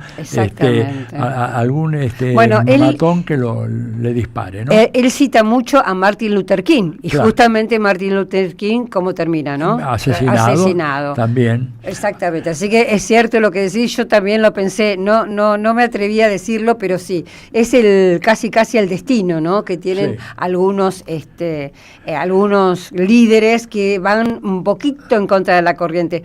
No, y te quería comentar que... ¿Tenemos tiempo? ¿Ya tenemos tiempo? Sí, algunos mitos. No, te quería comentar sobre la esposa. Claro. Se casó este año y él es un musulmán chiita y la esposa es una musulmana sunita, es decir, de la otra corriente de Islam. Esto me parece que está bueno porque habla de la apertura, porque uno a veces tiende a asociar la palabra musulmán y sobre todo chiita con una cerrazón, con un fanatismo, no. Daría la impresión de que todo lo contrario, son amplios y bueno, de hecho él ha estado mucho con las comunidades religiosas, con la latina, con la negra, etcétera, etcétera, y muestra justamente que su preocupación es por el ser humano más frágil y no es un hombre cerrado, todo lo contrario. Dijo cosas tremendas como que Nueva York es una ciudad de los inmigrantes y así va a seguir siendo ahora. En contra de Trump, ¿no? Así es. Bueno, si te parece, ¿a quién vamos a escuchar? Vamos a escuchar nada menos que a Claudia de la Cruz, ¿verdad? Que es una referente del Partido Socialismo y Liberación. Fue ex candidata a presidenta en los Estados Unidos en la elección del 2024, que va a hablarnos un poco sobre el significado de este gran triunfo de Zohran Mamdani en la ciudad de Nueva York. Bueno, y los despedimos. A Tilio le decimos, después de esta entrevista, el tango será popular o no será nada, y nosotros los vemos el sábado que viene. Bueno, tenemos en este momento la enorme satisfacción de estar conversando a través de vía remota con Claudia de la Cruz. Claudia de la Cruz es licenciada en psicología, tiene una especialidad también en trabajo social, creo que en la Universidad de Columbia, ¿verdad? Y ha estado estudiando también temas que tienen que ver con la teología en la Union Theological Seminar. Esto no lo tenía en mente, sabía tus otras carreras. Y bueno, y es cofundadora, ¿verdad?, del Forum, ¿cómo se llama? People's Forum, una organización muy importante de activistas, y fue candidata a la presidencia de los Estados Unidos en el 2024 por el Partido por el Socialismo y la Liberación. Así que la verdad que para nosotros es un honor que estés acompañándonos acá en Diálogo Internacional, y como te imaginarás, querida Claudia, queremos que nos diga qué es lo que pasó en Nueva York. ¿Es cierto que llegó el comunismo, como dice el presidente Donald Trump? Contanos un poquitito, por favor. Bueno, Antilio, ¿qué más quisiéramos que llegara el comunismo en Nueva York? Claro. Pero es interesante, o sea, lo que ha pasado en Nueva York tiene un significado histórico. No hay de otra forma como articularlo, como decirlo. Ha ganado la elección Zohran Mamdani. Zohran Mamdani es un inmigrante musulmán pro-Palestina, muy, muy claramente en contra del genocidio en Palestina, en contra del apartheid.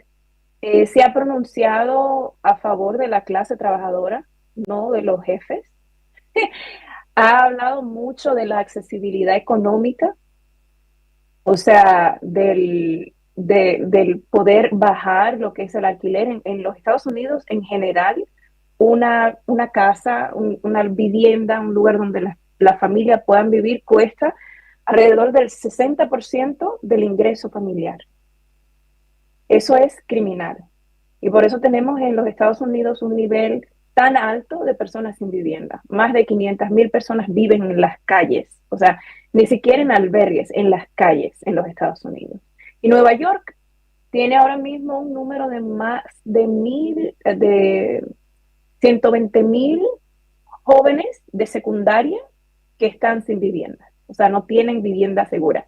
Y él llega con una plataforma hablando de esos temas, hablándole al movimiento en contra del genocidio en Palestina, articulando la necesidad de acceder para las madres, y yo soy mamá, lo que es el cuidado de niños y niñas gratuitos, transportación gratuita. O sea, él puso una plataforma que hablaba sobre la necesidad de la comunidad neoyorquina y se fue en contra de la maquinaria histórica demócrata dentro de Nueva York, que eso es histórico. Y no tan solo se fue en contra, pero ganó lo que es, el apoyo del partido, de la membresía del Partido Demócrata, de tal fin que él llegó a ser el candidato del Partido Demócrata en junio y luego gana las elecciones.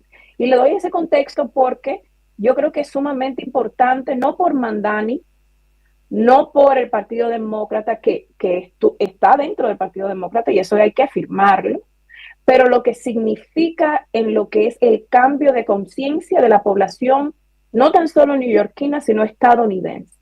Que la gente ya está cansada, que la gente no tiene miedo a las amenazas y a todo el acoso que viene con lo que es la categorización de ser socialista. O sea, él hizo una campaña completa como un demócrata socialista, parte del DSA, y ganó las elecciones. O sea que la gente, el pueblo, las comunidades no tienen miedo de relacionarse con lo que es el socialismo.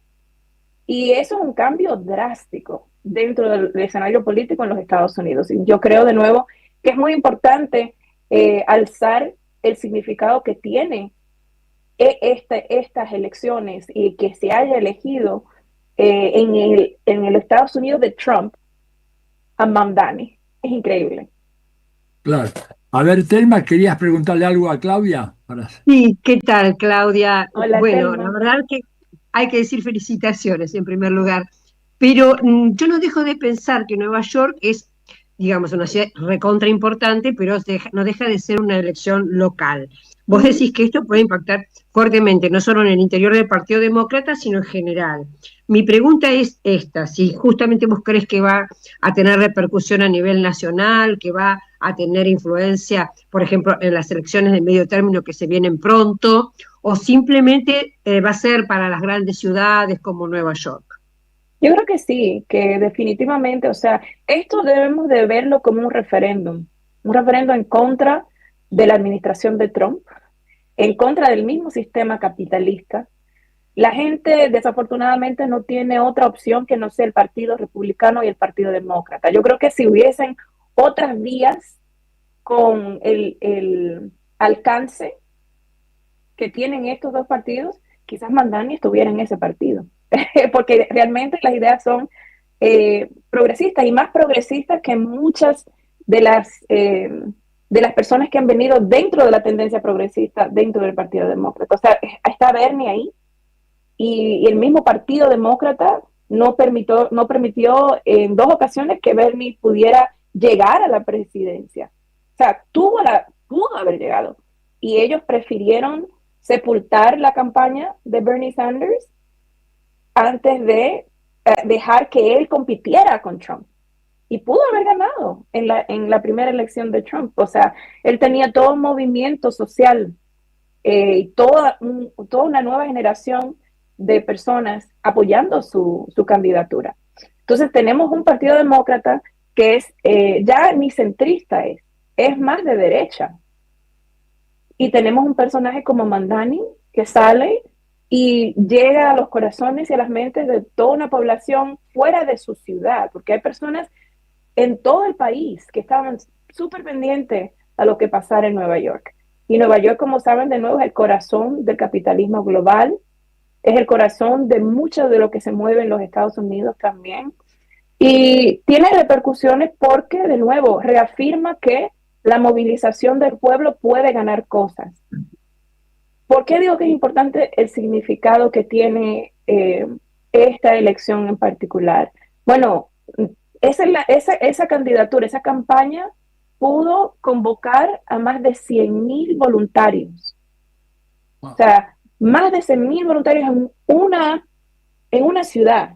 Eso es mucha gente para ir a tocar puertas, para pasar volantes, para hablar con personas, convencerlas de que tenían que votar por Mamdani, por qué es bueno votar. O sea, hicieron toda una campaña de educación, hicieron una campaña que realmente la gente puso mucha energía y mucha esperanza en esto. O sea, y eso hay que tenerlo claro y valorizarlo.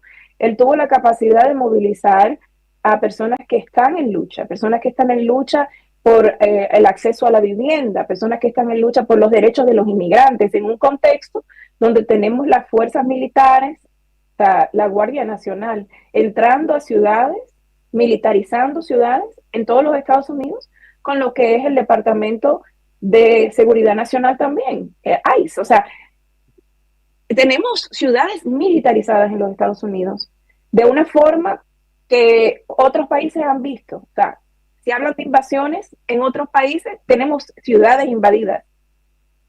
Y aquí en Nueva York, el hecho de que la gente saliera a votar por Mamdani, votó por la posibilidad de luchar contra esa agenda. ¿Qué significa eso para el resto del país?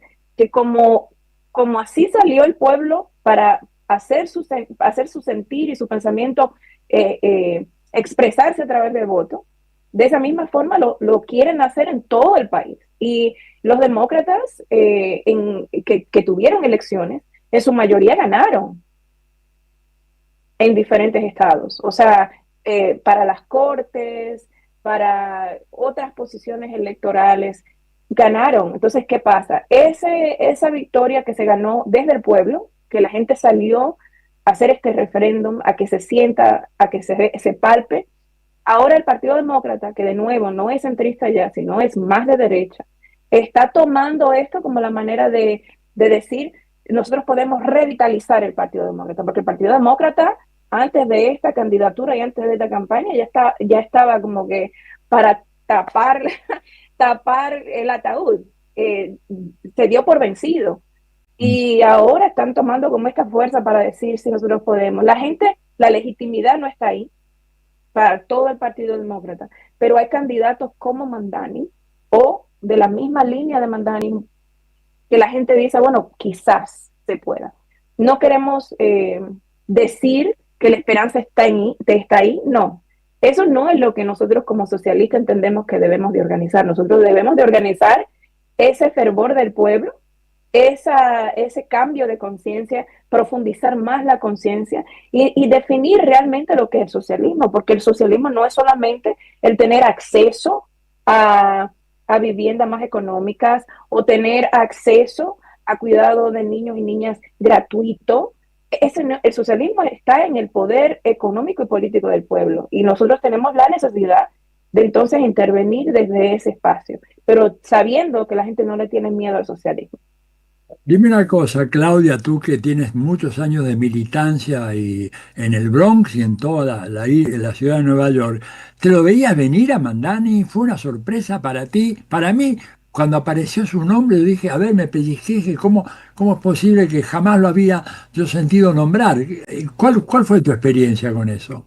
Mamdani sabe que él tiene posición electoral, o sea, dentro de Nueva York.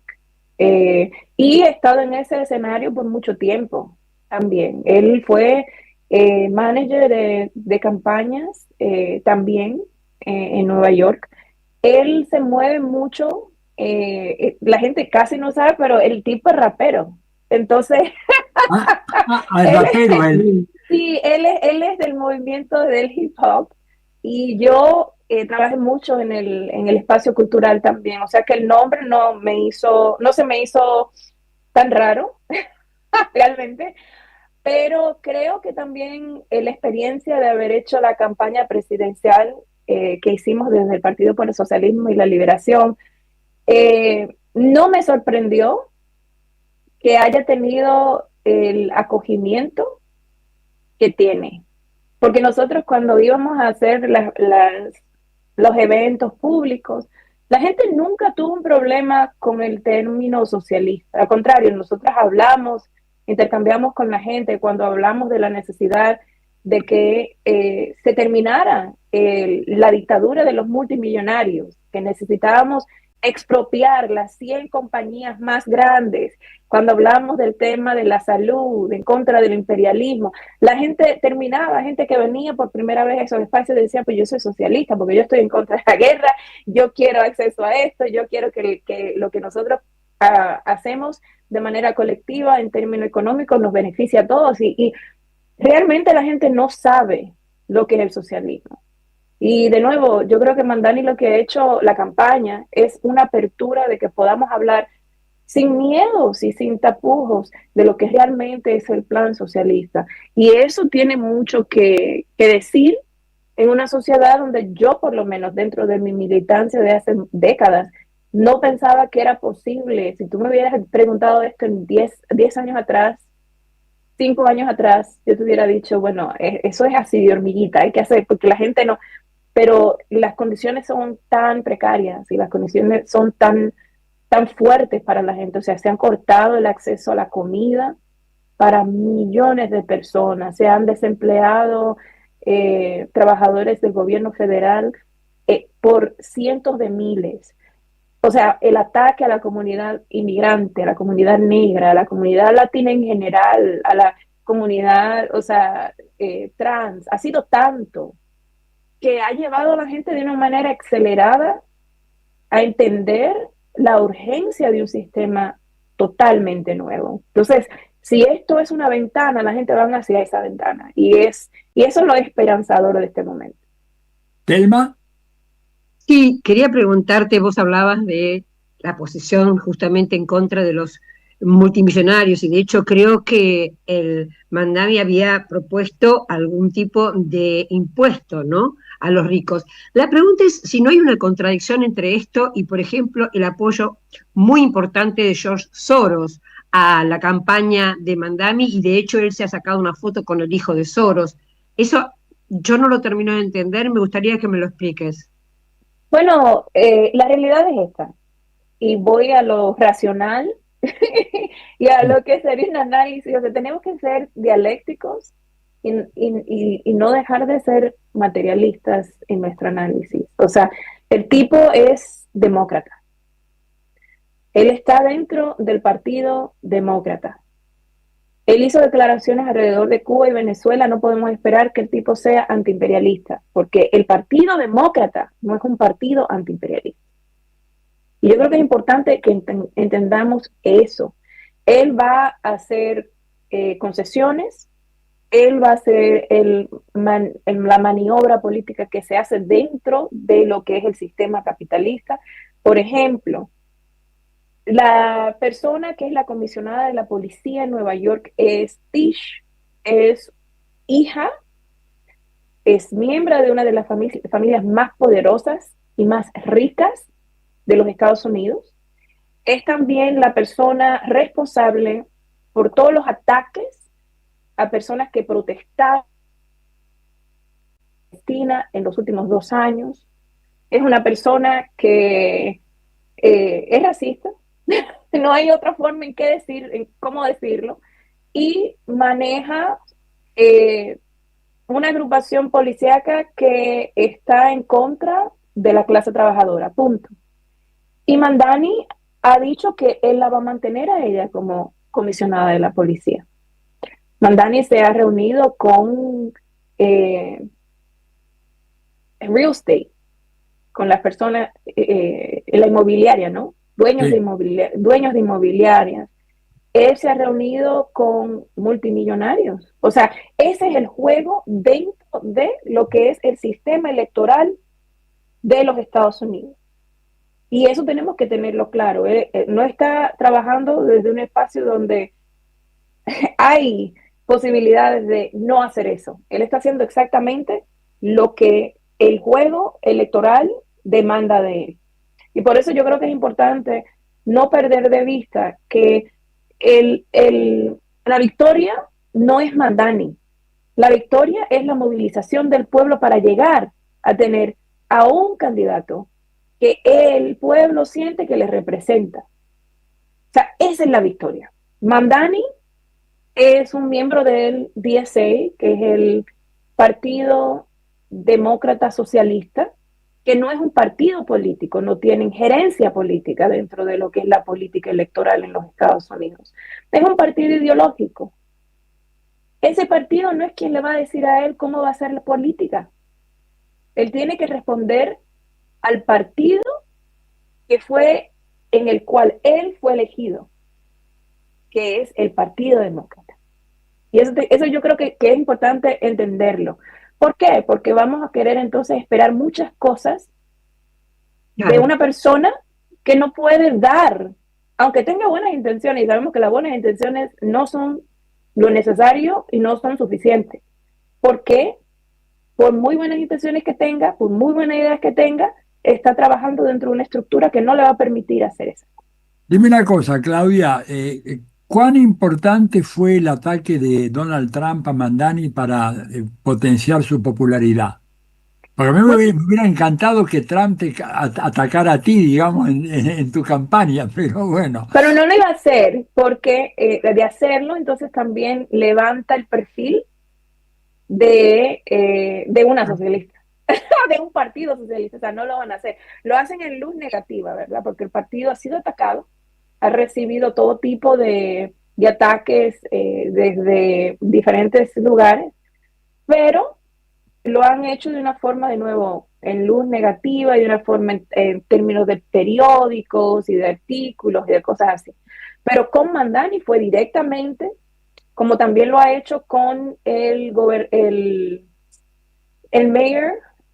el alcalde de Chicago, Ajá. Johnson, que es un progresista también, que fue maestro, fue parte del sindicato de maestros también de Chicago, que es un sindicato excepcional, o sea, no hay otro como ese sindicato, muy de izquierda, muy de avanzada, muy claro políticamente, yo diría, y él sale de ahí.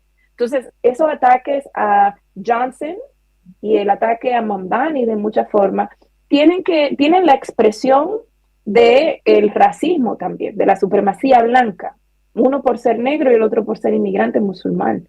O sea, se dirige a ellos diciendo que son personas de baja capacidad intelectual, que son personas que, o sea, habla de una forma déspota y súper odiosa, racista, xenofóbica. Es increíble. Entonces, ¿qué pasa? Nosotros estamos viviendo en un país donde la mayoría de la población ya no cree en eso. O sea, esas personas que creen en eso tienen el poder económico, político, entonces masifican eso. Pero la mayoría del pueblo no está a favor de la xenofobia, del racismo, del patriarcado. Entonces, cuando él empieza a hablar de esa forma, la gente dice, bueno, ¿es Mandani? Vamos a ver quién es. Y entonces empiezan a buscar también quién es este hombre. Es un hombre que realmente se ha parado y le ha dicho, Nueva York no se vende, nosotros no vamos a negociar con Trump. Si viene Netanyahu a la ciudad de Nueva York, lo vamos a arrestar. O sea, que está asumiendo un lenguaje que viene de los movimientos sociales. Y como Johnson en Chicago está diciendo que él asumiría la tarea de irse en contra de Trump en cualquier forma. Y Trump lo que dice es que va entonces a limitar o erradicar completamente el apoyo federal que viene a las diferentes ciudades. Hay programas sociales que son financiados por el gobierno federal y que él va a recortar todo eso. Entonces, esa fue como que la maniobra de Trump para poder llegar a un punto de que la gente no eligiera a Mandani, y perdió. La gente no está cediendo a ese tipo de amenazas. Y si eso tiene mucho que decir, que la gente no quiere la administración que existe y que está en toda disposición de irse en contra y luchar y pelear. Y lo único que se le ha dicho a la población estadounidense, que no es lo mismo que en otros países, es que la única manera de hacer política es en el ámbito electoral. O sea, que con la conciencia de la gente es, nosotros vamos a contribuir a elegir a esta persona. Y ahora nosotros tenemos como de nuevo socialistas, organizadores comunitarios, progresistas, militantes, mover a la gente más allá. O sea, ¿viste lo que se ganó con esto? Entonces hay que mover más, porque si creamos un movimiento independiente de lo que es el Partido Demócrata, de lo que es el Partido Republicano, nosotros podemos seguir avanzando. Y ese es un trabajo que nos toca a nosotros, no le toca a más nadie. Entonces, si son personas de ultra izquierda, organizaciones de ultra izquierda que dicen, no, esto no tiene significado, y empiezan como a irse en contra de la voluntad del pueblo, lo que se van a ganar es aislamiento. Y el partido lo que ha asumido es una posición de trabajar desde donde está el pueblo y poder llevarlo hacia una conciencia socialista. Entonces yo creo que esa es la intervención que estamos haciendo en este momento. Dime, Claudia, ¿qué tan importante fue el posicionamiento de perdón, Mamdani en relación al tema de Gaza y el genocidio? Muy importante, Atilio, sumamente importante, porque en Nueva York se dieron, o sea, las primeras movilizaciones que se hicieron. O sea, octubre 7 sucede, octubre 8 en Times Square fue la primera manifestación que se hizo. O sea, Nueva York tiene un lugar central en lo que es el movimiento, lo que es la lucha en general, a través de diferentes temas. Y sobre Palestina, esencial. Y yo creo que él no hubiese podido mover a la comunidad que movió si no hubiese tenido la posición que tiene sobre Palestina. Si no hubiese pronunciado que lo que está sucediendo en Palestina es un genocidio, es un ataque de desplazamiento, de erradicar lo que es al pueblo palestino. Y es una posición que no es nueva para él, es una posición que siempre ha tenido. Yo creo que es una posición moral antes de política, también como musulmán. Entonces, eso yo creo que de muchas formas movilizó a quienes estaban movilizando alrededor del tema palestino. Y claro, no es perfecto precisamente porque se mueve dentro de ese ámbito político y tiene que hacer negociaciones y tiene que ver lo que habla, lo que no habla. Pero él no pensó en un segundo de retractar esa posición a favor de Palestina. Y eso también tiene mucho que decir. ¿Delma? Sí, una pregunta que me aparte un poquito de Mamdani. También hubo otras elecciones en Virginia, en Nueva Jersey, también algo en California, un referéndum. No, quería saber si pudieras darnos, desde acá en Argentina sabemos poco de estos perfiles, ¿cuáles son los perfiles de las personas que ganaron? Ganaron 2 mujeres, tengo entendido, tanto en Virginia como en Nueva Jersey. Sí, ganaron. Y ¿qué te digo? Son parte, esas 2 personas y algunas otras, si no todas, son parte del establishment demócrata. Inclusive hay una que fue agente de la CIA, o sea, o sea, no podemos permitirnos ni por un segundito pensar que son proyecciones, extensiones, reflejos de lo que es el candidato de Nueva York. No son lo mismo ni es igual. Él yo creo que es un error dentro de lo que es la maquinaria. Y yo creo que los mismos demócratas lo considerarían así. O sea, para el pueblo podría ser un fenómeno, para ellos un error. Es algo que... una falla. Y entonces esa falla ahora la están transformando para ser el motor que genere fuerza tras el Partido Demócrata, que de nuevo habían perdido toda esa fuerza y toda esa legitimidad. Yo creo que de alguna forma la gente aún no cree en el Partido Demócrata, ellos creen en ciertos individuos. O sea, la gente cree en Mamdani y cree en su plataforma. Entonces no le das una significación en el sentido de que el Partido Demócrata también con estas 2 mujeres está, digamos, de alguna manera tomando más fuerzas en relación al gobierno de Trump y esto, ¿no? Es dentro del establishment. Yo creo que son del establishment. Yo creo que el Partido Demócrata como institución está tomando fuerza, no precisamente por esas candidatas, sino por el significado de Mamdani en Nueva York y una ola de expresión en contra de los republicanos, en contra de Trump, pero no necesariamente porque Michelle aquí en Jersey o la otra en Virginia sean lo mejor del mundo. O sea, no lo son. Pero de nuevo, el pueblo está trabajando con 2 partidos que son uno realmente. Uno es la extensión del otro. Entonces están asumiendo la posición de elegir lo que podría de alguna forma expresar su descontento en contra del gobierno de Trump, en contra del Partido Republicano. Y eso es lo que está sucediendo. Pero de nuevo, o sea, lo importante y lo histórico de lo que sucede en Nueva York es porque de nuevo no es tan solo Mamdani, es una expresión popular un referéndum en contra de una agenda multibillonaria, conservadora, racista, intervencionista, guerrilla, o sea, todo eso. Y la gente ha dicho, no lo queremos. Y tenemos que también pensar en contra de quién gana en contra de Cuomo. Cuomo históricamente ha sido la representación del Partido Demócrata dentro de la política de Nueva York. Y eso es increíble. Y de la corrupción, ¿verdad? Sí, de la corrupción. O sea, el tipo, los casos de violaciones y acoso en contra de mujeres han sido increíbles. Y aún así ha ganado, y aún así tiene apoyo de multimillonarios de la ciudad de Nueva York, aún así ha sido elegido una y otra vez. Entonces, esto es como que la nueva fase. Y no la nueva fase de nuevo del Partido Demócrata, porque eso sabemos lo que es, pero la nueva fase de una población que está ya harta, que ya no quiere más de lo anterior. Entonces se está dando una situación sumamente interesante en los Estados Unidos, en Nueva York. Nueva York es la expresión de lo que está sucediendo a través del país.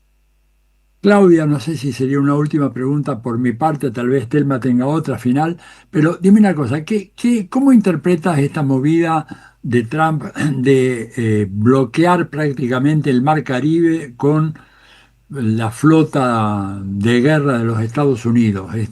Han matado ya más de 70 personas, no hay ninguna prueba, no hay ninguna presentación, nadie está detenido, no hay pruebas de que hubiera droga. ¿Qué impacto crees que está teniendo esto en la opinión pública de los Estados Unidos? ¿Y cuán lejos va a ir Trump en esta política? La situación es, de muchas formas, o sea, de la misma manera que Trump está tratando de reorganizar la forma de gobernar dentro de los Estados Unidos, eliminando muchos de los derechos humanos y civiles que se han ganado a través de décadas y de lucha. De esa misma forma está tratando de reorganizar el mapa global. O sea, eso es lo que está tratando de hacer. En algún momento dijeron, bueno, nosotros vamos a tener nuestra mirada hacia Asia, y se enfocaron en contra de, o sea, tratar de tener más fuerza y más hegemonía que China, y empezaron los ataques en contra de China. Y luego sale en el Medio Oriente este genocidio que Israel ha estado lanzando. La opinión pública a nivel internacional y a nivel doméstico ha cambiado mucho, de una manera muy rápida de lo que son la intención real de los Estados Unidos, de la brutalidad del imperialismo estadounidense. En los Estados Unidos por lo menos lo tenemos muy claro, y mucha de la gente que salió a favor de Palestina han profundizado un nivel de conciencia antiimperialista. Entonces entienden que no es tan solo Palestina, entienden que también es el Congo, que es Sudán, que es Haití, entienden que de muchas formas tenemos que luchar por la liberación de Puerto Rico. Y ahora con el tema de Venezuela se está realzando esa discusión de la necesidad de independencia para Puerto Rico, de la forma en que los Estados Unidos están utilizando el territorio puertorriqueño para lanzar todo este ataque en contra de Venezuela, que no es tan solo en contra de Venezuela, va a ser en contra de Colombia y va a ser también en contra de Cuba. Y de alguna forma u otra van a querer entrarse a México, porque últimamente en la reorganización que están tratando de hacer es poder consolidar su hegemonía dentro de este territorio americano, o sea, el continente americano. Y Venezuela no le conviene porque Venezuela también tiene las mayores reservas de petróleo. Y con todo el conflicto que están teniendo en el Medio Oriente, decir vamos a seguir lanzando guerra y seguir matando gente allá, no se puede. Por petróleo no podemos hacer eso. Tenemos que irnos a otros lugares. ¿A dónde se van a ir? A Venezuela. Y Trump ha tenido esto como una obsesión, no desde ahora. Esto viene desde antes. O sea, es una obsesión de Trump y de los imperialistas, de los capitalistas de aquí que quieren explotar los recursos venezolanos. Y ese es el plan. O sea, y el Caribe siempre ha sido un espacio estratégico. Durante los tiempos coloniales lo fue. Durante el tiempo de establecer dictaduras en la región lo fue, y en este momento lo sigue siendo. Entonces yo creo que es sumamente importante que tengamos esa conciencia de lo que se está tratando de hacer desde acá, con esta narrativa de que es en contra de la droga, que es en contra de los narcoterroristas. O sea, la población estadounidense tiene una demanda, y esa demanda de droga es algo que también se debe de conectar a la baja calidad de vida que tienen los estadounidenses. Tenemos que conectar la imposibilidad de acceder a lo más básico. Y los Estados Unidos ha tenido todo un negocio con el tráfico de drogas. O sea, Marco Rubio debería de ser llamado siempre, por toda la historia, Narco Rubio. Y eso lo sabemos nosotros. Entonces, y el gobierno federal también. O sea, es importante que tengamos esa historia, porque así podemos decir que las excusas que están utilizando son parte de un patrón que ha sido utilizado para intervenir, para invadir, para robar recursos. O sea, Venezuela no es una amenaza para los Estados Unidos, nunca lo ha sido. Cuba tampoco, Nicaragua tampoco, pero siempre ha sido la excusa. Si no es dictaduras, si no es por la llamada democracia, si no es por las drogas, siempre va a ser algo. Y siempre va a ser algo porque a final de cuentas lo que quieren es el control total de los recursos y de la labor del pueblo para poder explotarlo. Bien, no sé, Telma, si tenés una pregunta más, pero ya se nos ha hecho. No, agradecerle a Claudia esta magnífica análisis, porque la verdad que ha sido muy detallado, muy rico, así que por mi parte, satisfecha.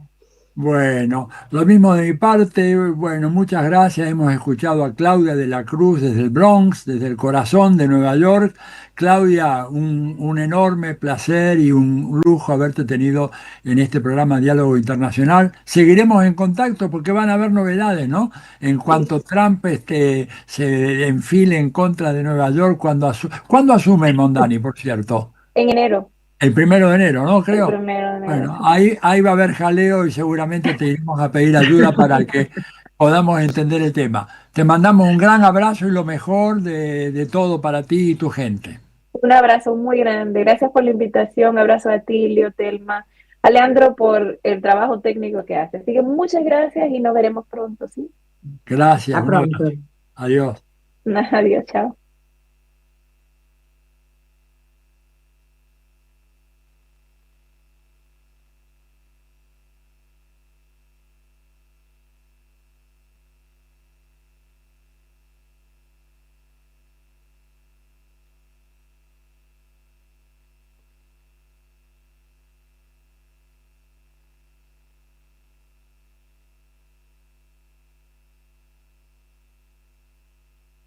En AM530 pasan muchas cosas y todo lo que pasa está en la red. Somos Radio AM530 en Instagram. Entérate de lo que pasa. AM530. Somos redes. Somos radio. Tronador, agua mineral, botellones y dispensers para el hogar y la oficina. Hacé tu pedido al 4201-2627 o mandanos un mail a info@aguatronador.com.ar. Tronador, agua de mesa envasada. 12 de octubre 632 en Avellaneda. El sabor que te acompaña es Café Bantú. El aroma en la mañana de Café Bantú. Bantú. ¡Wow! Como dices cuenta DNI, ¡wow! Que ahora tienes plazo fijo, ¡wow! Y que tienes una tasa especial, ¡wow! Y eso hace que tu dinero crezca, ¡wow! Y crezca, ¡wow! Y crezca, ¡wow! Para, ese último wow no entendí. ¡Wow! ¡Ah! ¡Que crece! Cuenta DNI. Tu plazo fijo de Banco Provincia es realmente wow. ¡Wow! Conoce más en bancoprovincia.com.ar. Neoliberalismo y resistencias en América Latina, volumen 2.